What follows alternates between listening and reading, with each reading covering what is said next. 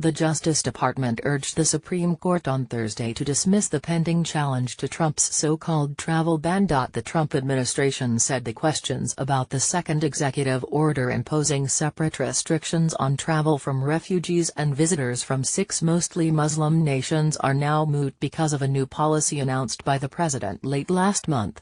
The Department of Justice said the new policy supersedes the earlier order, and that the latest proclamation includes 2 other non-Muslim countries, where travel into the U.S. is restricted: Venezuela and North Korea.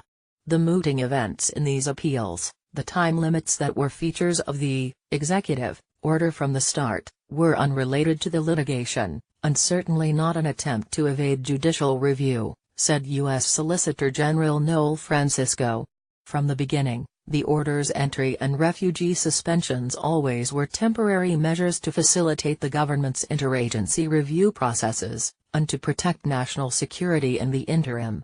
In separate briefs, the state of Hawaii and the American Civil Liberties Union, representing the International Refugee Assistance Project, said the High Court should stay in and ultimately decide now whether the president exceeded his executive authority over immigrations, and whether his policy is discriminatory because it had targeted Muslim nations. Critics of the latest policy shift complain the administration was afraid of losing at the High Court, and created its latest policy just ahead of the now cancelled October 10 oral arguments.